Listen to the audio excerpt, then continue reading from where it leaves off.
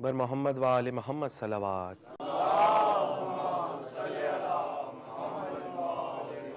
سلام کے چند شعر پیش کر رہا ہوں. ہرگز نہیں ہے ماتم و سجدہ الگ الگ، ہرگز نہیں ہے ماتم و سجدہ الگ الگ، دونوں میں ہے حسین کا جلوہ الگ الگ، دونوں میں ہے حسین کا جلوہ الگ الگ. سجدوں کا بھی نشان ہے، ماتم کا بھی نشان، سجدوں کا بھی نشان ہے، ماتم کا بھی نشان، دونوں کریں گے قبر کو خیرہ الگ الگ، دونوں کریں گے قبر کو خیرہ الگ الگ. ہرگز نہیں ہے ماتم و سجدہ الگ الگ. حربا نسب تھا اور تھا بد نسل حرملا، حربا نسب تھا اور تھا بد نسل حرملا، دونوں کا نام ایک تھا شجرہ الگ الگ، دونوں کا نام ایک تھا شجرہ الگ الگ. ہرگز نہیں ہے ماتم و سجدہ الگ الگ. اور مسجد میں شیر رل میں اسد عرش پہ خدا،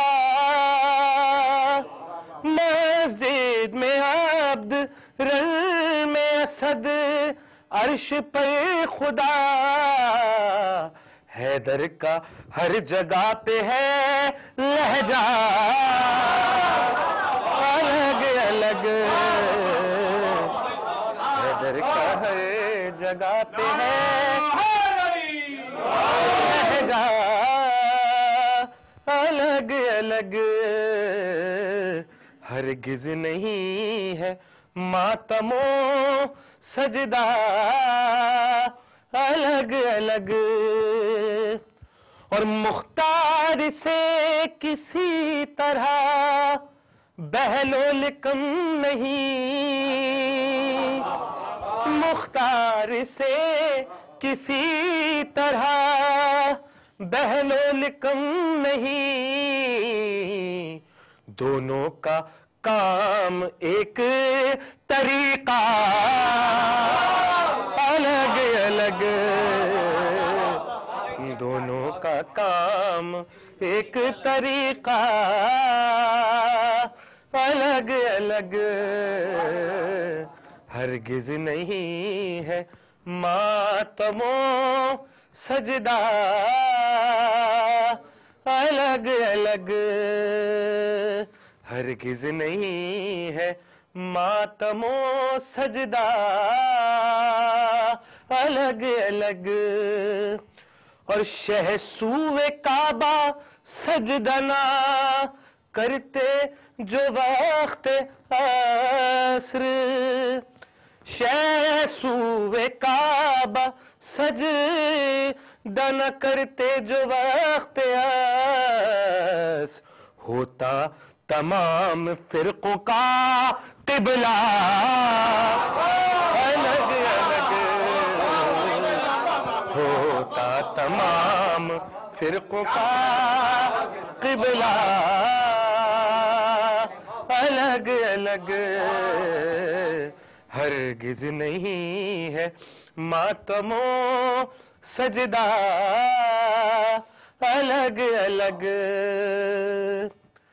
ثقلین کس طرح رہے عباس شہ سے دور ثقلین کس طرح رہے عباس شہ سے دور ہوتا نہیں ہے جسم سے سایہ الگ الگ ہوتا نہیں ہے جسم سے سایہ الگ الگ ہرگز نہیں ہے ماتم و سجدہ الگ الگ دونوں میں ہے حسین کا جلوہ الگ الگ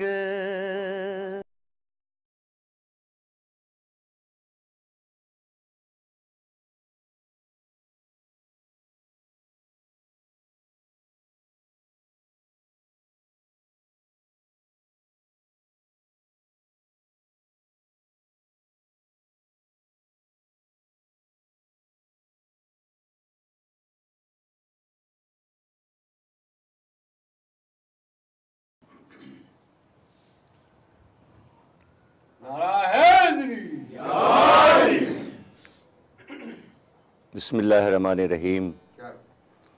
تمام تعریفیں اللہ کے لیے، درود اور سلام محمد اور آل محمد.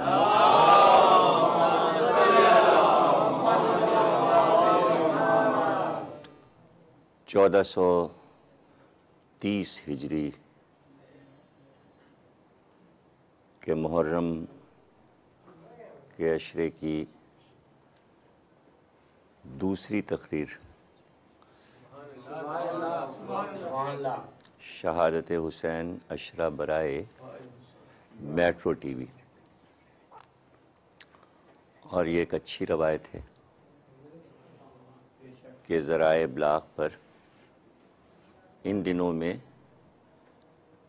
غم کے فلسفے کو سمجھا جائے اور سمجھایا جائے. کل کی تقریر میں جیسا کہ عرض کیا گیا کہ ہجرتوں کا سفر غم کا سفر ہے. تاریخی اعتبار سے اور نفسیاتی اعتبار سے بھی، کہ جس وقت سرکار دو عالم مکے سے ہجرت کر رہے ہیں تو تاریخوں نے لکھا کہ مکے سے نکل رہے تھے اور مڑ مڑ کر مکے کے مکانوں کو دیکھتے جاتے تھے اور روتے جاتے تھے. ظاہر ہے کہ انسان جہاں دنیا میں آتا ہے، بچپن گزرتا ہے، جہاں اجداد کا گھر ہوتا ہے، اسے چھوڑنے کا دکھ ہوتا ہے. اور یہ ہمارے سرکار دو عالم کی ہی ذات گرامی تھی کہ دنیا کو یہ بتایا کہ ہجرت کا غم برداشت کیسے کیا جائے.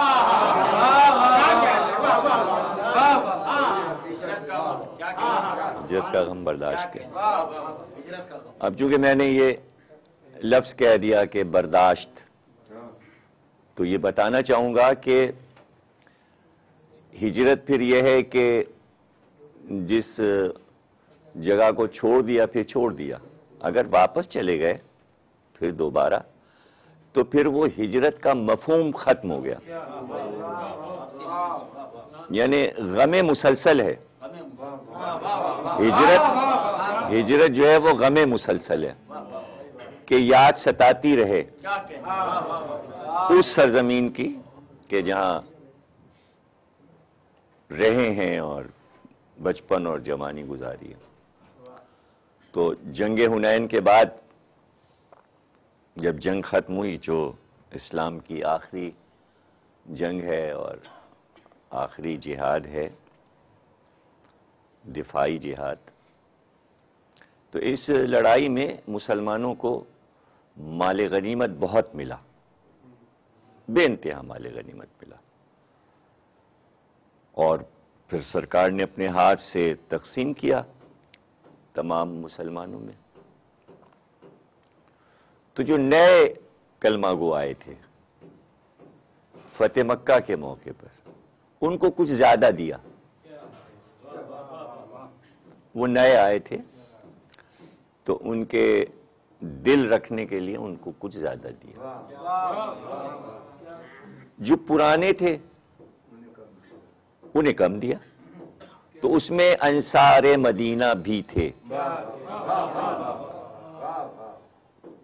اور جب بڑھ چکا مال غنیمت تو تمام انصار سرکار دو عالم کی خدمت میں آئے. اب سرکار نے دیکھا تو سب کی آنکھوں میں آنسو،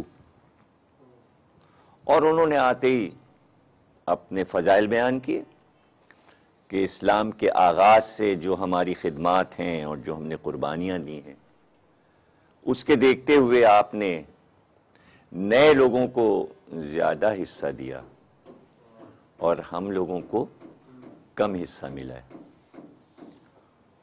تو آپ نے فرمایا کہ دیکھو یہ سب اپنا اپنا حصہ لے کر مکے جا رہے ہیں، اور تم یہاں سے مدینے جا رہے ہو. یہ خالی ہاتھ جا رہے ہیں، تم مجھے لے کے جا رہے ہو.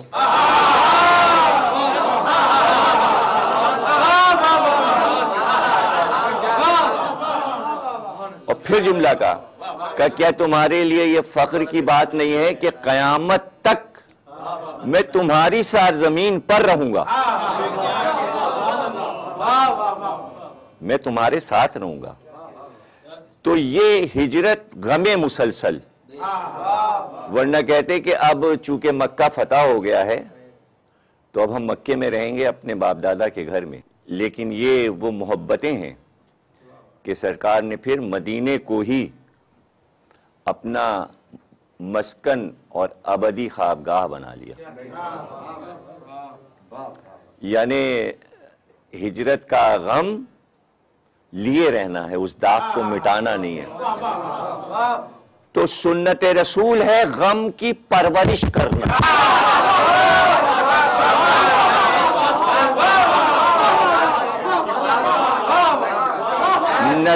نبی دل میں غم کو پالے ہوئے.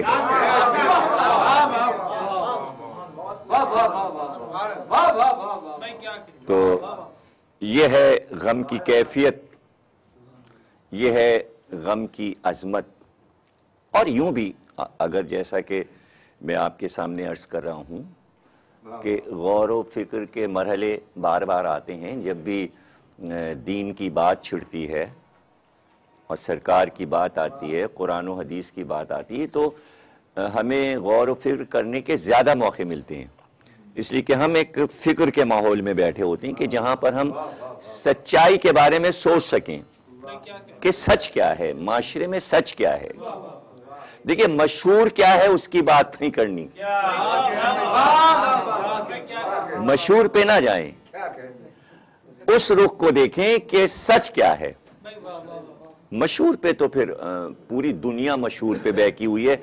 مشہور ہے کہ مسلمان دہشت گرد ہے، یہ تو مشہور ہے نا بات. کوشش تو ہماری یہی ہے کہ ہم یہ ثابت کریں کہ یہ پورا ورلڈ غلط فیصلے کر رہا ہے. تو اس طرح جو بات مشہور ہو جائے دہشت گردی کی طرح، تو اسے ماننا نہیں ہے، بلکہ ہمیں اپنا نقطہ نظر بیان کرنا ہے کہ آپ ذرا سمجھیں تو فلسفہ غم ہے کیا. سمجھیں تو آپ. تو اب جب ہم غور کریں گے تو ایک طرف تو ہجرت کا غم، زمین چھوڑی، مکان چھوڑا، اجداد کی قبریں چھوڑیں، ماحول چھوڑا، شہر چھوڑا، پھر لٹے ہوئے آئے، کچھ سامان ساتھ نہ لائے، نیا مکان بنانا ہے، پھر سے گھر بسانا ہے، تو غم ہی غم ہے. تو یہ بتائیے کہ جب ہجرت کر کے مسلمان مدینے آئے تو جب اندر داخل ہوئے تھے مدینے میں تو کیا ہنستے خوش ہوتے ہوئے آئے تھے؟ نہیں، سب اداس تھے. اب دلوں کا حال تو اللہ جانے کہ کیا کیا چھوڑ کے آئے ہیں مکے میں. اور جس نے ہجرت کا غم سہا ہو وہ آرام سے یہ بات سمجھ سکتا ہے کہ مدینے میں کوئی خوشی کی بات نہیں تھی. تو آپ دیکھیں کہ ایک غم مسلسل پل رہا ہے جسے آپ ہجرت کا غم کہیں، اور غم میں پھر غم ہو جائے، اور غم میں پھر غم ہو جائے، اور اس غم میں پھر غم ہو جائے. تو اب غم جو ہے وہ پودا بڑا ہو رہا ہے، غم کا پودا نہیں، غم کا سوکھ رہا ہے. آ گئے مدینے، سب لوگ مسلمان آ گئے، اب کوئی خوشی کا موقع نہیں ہے. کیا خوشی کا موقع ہوتا؟ انصار نے مدد کر دی، اپنے حصے کے باغات دے دیے، زمینیں دے دی، مکان دے دیے. یتیموں کی زمین تھی انہوں نے ہبہ کر دی کہ مسجد نبوی اس پہ بن جائے، مسجد بن گئی، نماز ہونے لگی. چھوٹے چھوٹے مکان سب کو مسجد کے چاروں طرف مل گئے، حجرے نما، محل سرائیں تو نہیں ملی نا. تو اس میں خوشی کی کیا بات ہے؟ اس میں کیا خوشی کی بات ہے؟ اور ایسے میں جناب عالی بدر کی لڑائی چھڑ گئی. اچھا تو آپ یہ بتائیے کہ لڑائی غم کی چیز ہے یا خوشی کی؟ دیکھیں اس وقت تو پاکستان کا ہر شہری اس کے معنی بتا سکتا ہے کہ غم خوشی ہے یا غم لڑائی جنگ جو ہے وہ خوشی ہے یا غم ہے. اس لیے کہ چاروں طرف سے یہ آوازیں آ رہی ہیں لڑائی نہ ہو تو اچھا ہے. کیوں؟ اچھی بات ہے، آتش بازی چھوٹ رہی ہے، پھلجڑیاں چھوٹ رہی ہیں، کیوں نہ ہو؟ اچھی بات ہے، خوشی کی بات ہے، کیوں نہ ہو؟ نہیں، آپ کو معلوم نہیں، یہ رپورٹ پہلے دے دی، رپورٹ آ گئی پہلے کہ صاحب وہ ایٹمی اسلحہ کا دورہ کیا گیا ہے، بڑے بڑے سربراہوں نے کیا ہے ہندوستان میں، اور انہوں نے رپورٹ دی ہے کہ اگر یہ ایٹمی اسلحہ چل گئے تو 3 لاکھ آدمی مریں گے. میڈیا کی نیوز آپ کی، اخبارات، ٹی وی سب نے بتایا کہ اگر یہ لڑائی چھڑ گئی ہندوستان و پاکستان کی تو 3 لاکھ آدمی مریں گے. تو پتہ چلا جس کے نتیجے میں 3 لاکھ انسانی جانیں ضائع ہو جائیں وہ لڑائی خوشی کی چیز نہیں ہوتی بلکہ غم کی چیز ہوتی ہے. 3 لاکھ لاشوں کا مطلب یہ ہے کہ 3 لاکھ گھر جو ہے ماتم کدے بنیں گے. اور جب اتنی زیادہ موتیں ہوتی ہیں، جیسے کہ بم گرا جاپان میں، ناگاساکی میں، ہیروشیما میں، تو اس کا غم آج تک منایا جا رہا ہے کہ اتنے لوگ مر گئے. تو پتہ چلا غم پرورش پاتا ہے، خوشی وقتی ہوتی ہے، غم صدیوں پہ بھاری ہو جاتا ہے.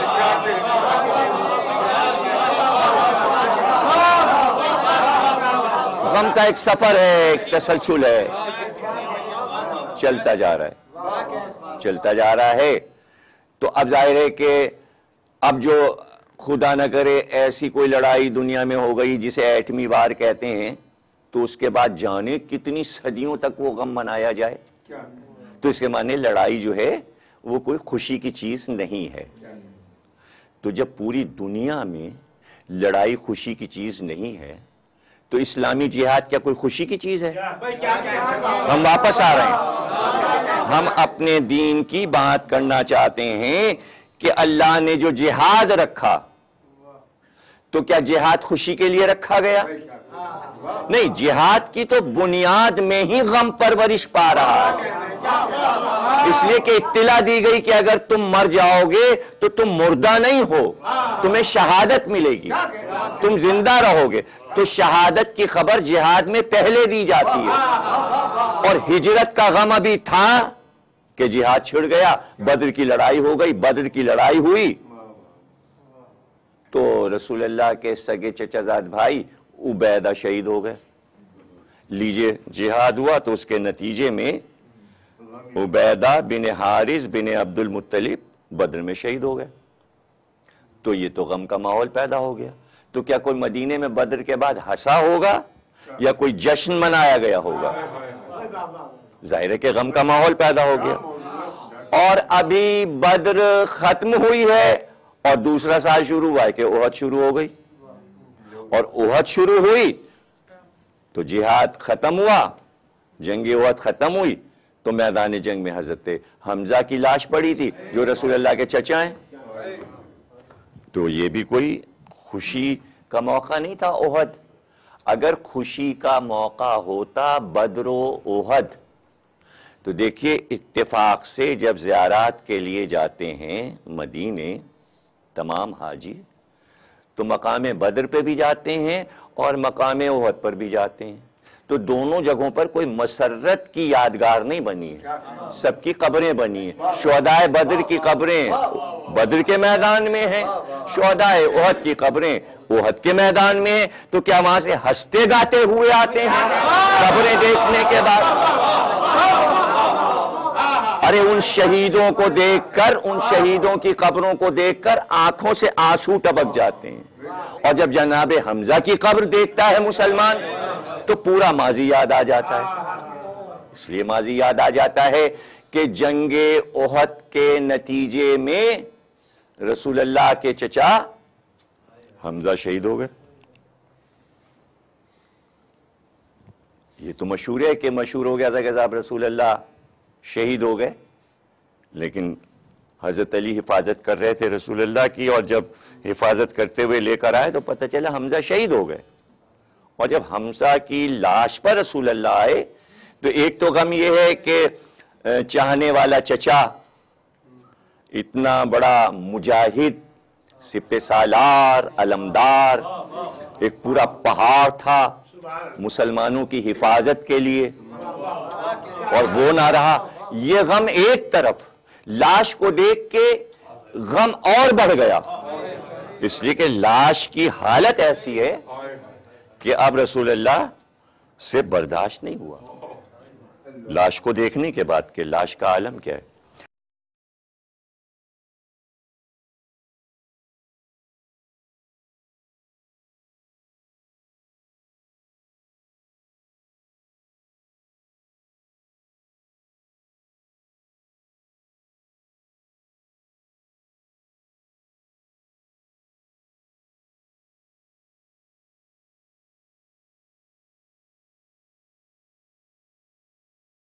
تو اب دیکھیے کہ میں یہ کیوں بتاؤں، اور تفصیل آپ کو بھی معلوم ہے، جو بھی سن رہا ہے سب کو معلوم ہے کہ حمزہ کے لاش کی حالت کیا کی گئی تھی، کافروں نے کیا کیا تھا حمزہ کے لاش کے ساتھ، بتانے کی ضرورت نہیں ہے، لیکن میں دیکھیے اشارے میں کیسے بتائے دیتا ہوں آپ کو۔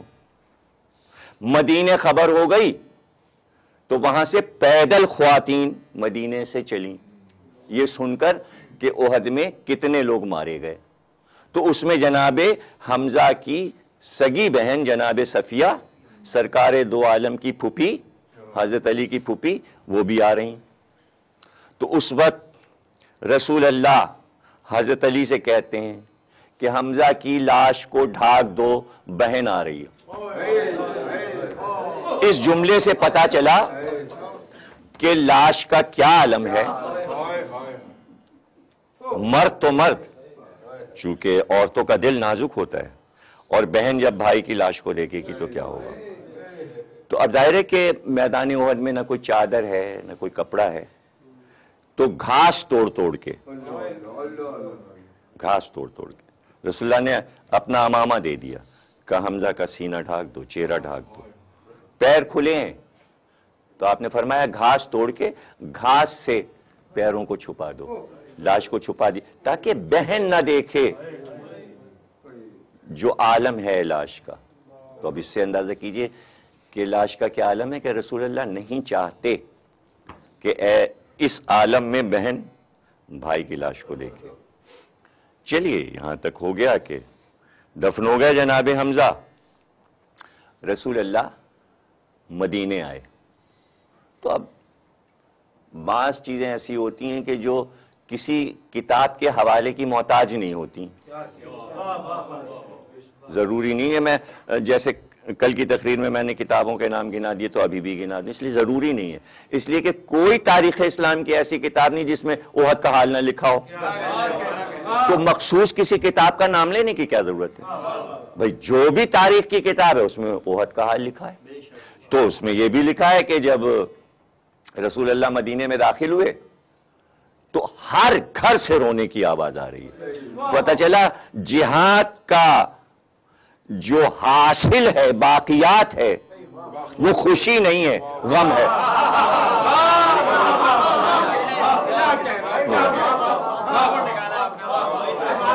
پورا مدینہ رو رہا ہے. تو میرا خیال یہ رسول اللہ کو یہ کہنا چاہیے تھا, حضرت علی کو بھیج دیتے اور کہتے گھر ایک ایک گھر پہ جاؤ اور جا کے منع کرو کہ رسول اللہ نے حکم دیا ہے خبردار کوئی نہ روئے, رونا بدعت ہے.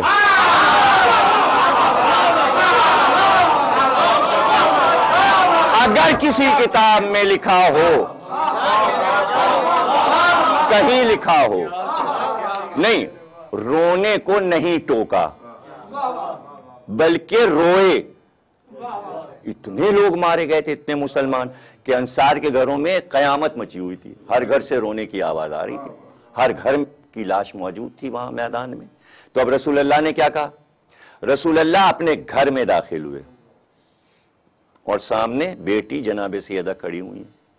اور جملہ کیا کہا رسول اللہ نے؟ جملہ یہ کہا کہ ہائے, ہر شہید کا رونے والا اپنے اپنے گھر میں رو رہا ہے, سب کے رونے والے موجود ہیں اور میرے چچا حمزہ کا رونے والا کوئی نہیں ہے. پتہ چلا رسول اللہ غم کی پرورش چاہتے تھے.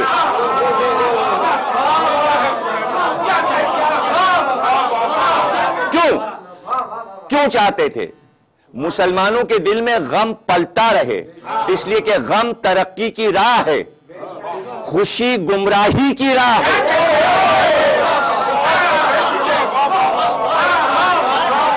غم سے دل بڑھتا ہے. ہر شعبے کی ترقی غم کے ذریعے. غم رہے گا, یہ شہادتیں یاد رہیں گی, یہ واقعہ یاد رہے گا, جذبہ بڑھتا رہے گا. گویا جذبہ دین کو بڑھانا چاہتے تھے, اور جذبہ دین خوشی سے نہیں بڑھتا, غم سے بڑھتا. میرا خیال یہ کہ میں آسان اردو میں گفتگو کر رہا ہوں, کوئی ایسی مشکل بات تو نہیں ہے کہ جو سمجھ میں نہ آ رہی ہو. کاش کوئی حمزہ پر رونے والا ہوتا. تھیں بہن موجود تھیں, رونے والی تھیں, صفیہ تھیں. نہیں, اس کے معنی پھر یہاں پہ بات سمجھ لیجئے کہ غم کتنی مقدار میں چاہتے ہیں.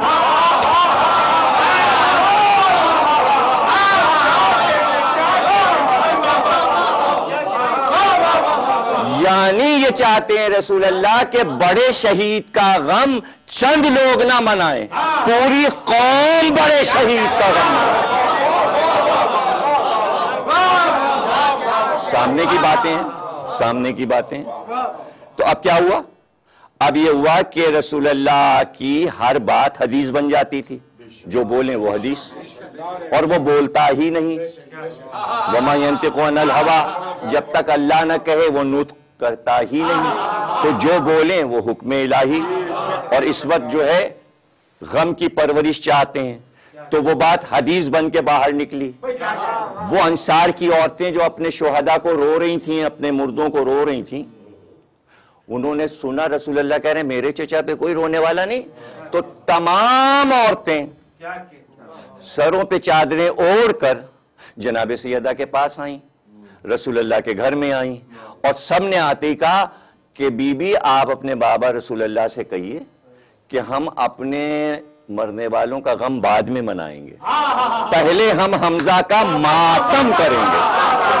ماتم، ماتم، لفظ ماتم لکھا ہے کہ انصار کے مرد اور عورتوں اور بچوں نے حمزہ کا وہ ماتم کیا کہ مدینے میں 7 دن تک ہائے حمزہ، ہائے حمزہ، ہائے حمزہ کا ماتم ہوا۔ اور جیسے جیسے ماتم بڑھتا جاتا ہے حمزہ کا اور غم بڑھتا جاتا ہے اور پکار حمزہ کی ہائے بڑھتی جاتی ہے، ویسے ویسے ایک جملہ دہراتے جاتے ہیں، حمزہ جیسے شہید پر رونے والوں کو اسی طرح رونا چاہیے۔ حمزہ جیسے شہید۔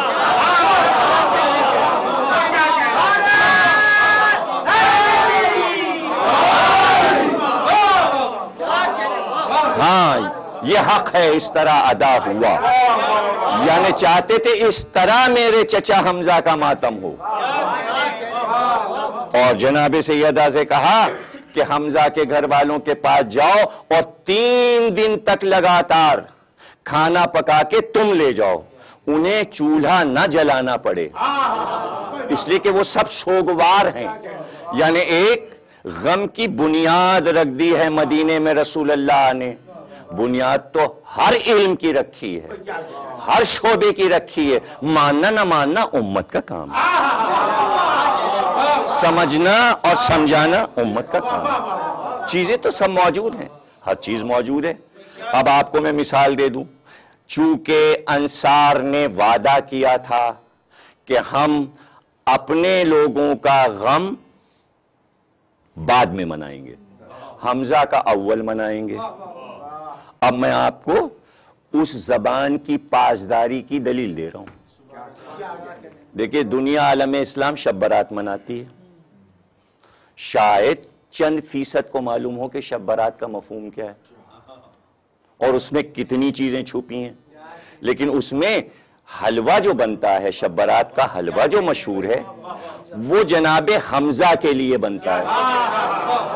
وہ کسی بھی مسلک اور مشرب کا آدمی ہو، اگر شب برات میں لفظ حلوہ آ رہا ہے تو پتہ چلا حمزہ کی فاتحہ ہے۔ تو پھر ہر مسلمان گھر میں عرفے کے روز جو لوگ اپنے لوگوں کا فاتحہ دلواتے ہیں، شب برات کے دن پہلی پلیٹ جو رکھی جاتی ہے وہ جناب حمزہ کا فاتحہ ہوتا ہے، چونکہ انصار نے کہا تھا کہ حمزہ پہلے، اب تک پہلے، تو پوری امت نے اسے اپنا لیا۔ تو آج تک یہ کیوں، یعنی یہ پہلے حمزہ کا فاتحہ کیوں ہو، حمزہ کی نیاز کیوں ہو، حمزہ کا ذکر کیوں؟ نیاز کا لفظ بھی ہٹا دیجئے، فاتحہ کا لفظ بھی ہٹا دیجئے، سب سے پہلے حمزہ کی یاد کیوں منائی جائے؟ جیسے چاہے منائیے، جیسے چاہے منائیے، یاد پہلے کیوں؟ پہلے کیوں؟ آج 1400 برس کے بعد نہ انصار رہے، نہ جناب حمزہ ہیں، نہ مدینہ ہے، یہ رسم کیوں جاری ہے؟ پوچھئے کیوں؟ تو ہر ایک ہی جواب دے گا، تاکہ رسول اللہ خوش ہوتے رہیں۔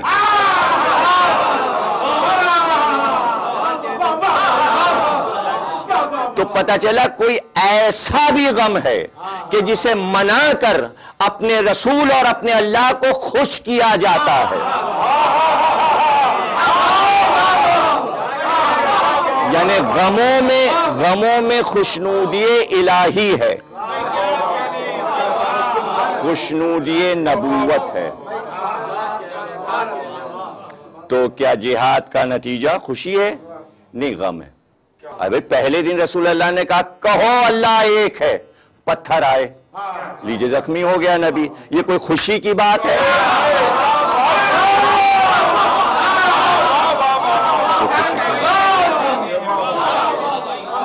توحید کے فوراً بعد نبوت آتی ہے جس میں 1,24,000 انبیاء ہیں۔ تو کیا جب ہم نے کہا 1,24,000 انبیاء تو کیا کوئی مسرت کا بیان ہم نے کر دیا؟ کوئی خوشی کا دفتر کھل گیا؟ ارے غموں کے دفتروں میں دفتر کھل گئے. جیسے ہی ہم نے کہا آدم، انہوں نے کہا وہ روتے ہوئے آئے. جنت سے آئے تو روتے ہوئے آئے. لیجئے گریا شروع، غم شروع. ان کا حضرت نو، انہوں نے کہا نو تو نامی اس لیے پڑ گئے، نو کے معنی ہے نوحہ کرنے والا. اپنی قوم پر 900 سال نوحہ کیا اور پتھر کھائے روتے رہے. جناب یعقوب کہاں پوری عمر بیٹے کے فراق میں روتے رہے، آنکھیں بہ گئیں. جناب یحییٰ کہاں روتے رہے، گال بہ گئے. ماں یہاں پر روئی کا پھایا رکھتی تھی، اتنا روتے تھے. زہد یحییٰ. زکریا روتے ہیں محراب عبادت میں. قرآن گواہ، سورہ مریم گواہ، کاف ہا یا عین صاد کہہ رہے ہیں اور روتے جا رہے ہیں. سورہ آ رہا ہے اور رو رہے ہیں. کون سا نبی ہے جو ہنستا ہوا دنیا سے گیا؟ ایک ہی نبی تو بچا تھا ہمارا سرکار دو عالم، کہ جن کو موقع تھا کہ ہنستے ہوئے دنیا سے جائیں، مگر امت نے موقع ہی نہ دیا کہ ہنستے ہوئے جائیں. اگر آپ بتا دیں ہنستے ہوئے رخصت ہوئے ہوں تو بتا دیجئے. تو سرکار دو عالم بھی روتے ہی ہوئے دنیا سے گئے، غم مناتے ہی ہوئے گئے. اور آخری جملہ جو کہہ رہے ہیں، آخری جملہ، سب سے آخر میں امام حسین کو بلایا اور سینے پہ امام حسین نے سر رکھ دیا. یہ الوداع ہے، سرکار دو عالم کی الوداع ہے اپنے گھر والوں سے. حسین نے سر رکھ دیا. 5-6 برس کے حسین ہیں تو فوراً دونوں ہاتھوں سے حسین کے سر کو پکڑا اور پکڑنے کے بعد کہنے لگے میں دیکھ رہا ہوں حسین تیرا یہ سر دربار میں پیش کیا جا رہا ہے. کیا ہوا سر؟ دربار میں پیش کیا.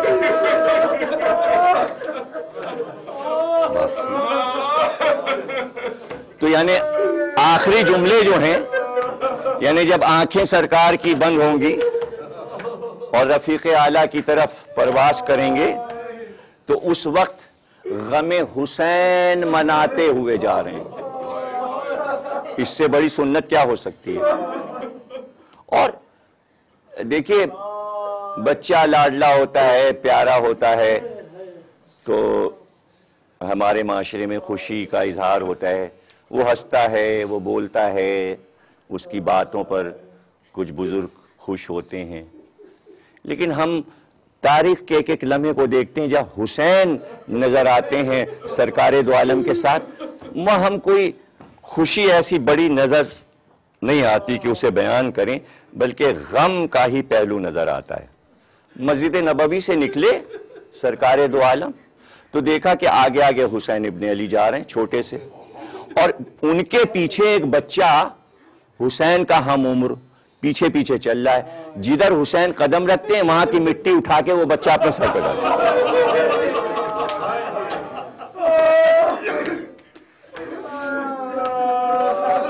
کہا بلال اس بچے کو ذرا لاؤ. بلال اس بچے کو گود میں لائے. کہی کس کا بچہ ہے؟ کہی آپ کے صحابی مظاہر کا بیٹا ہے، اس کا نام حبیب ہے. تو بے اختیار باپ کو بلایا اور کہا مظاہر تمہیں معلوم ہے میرے حسین کی نصرت میں تمہارا یہ بیٹا شہید کیا جائے گا.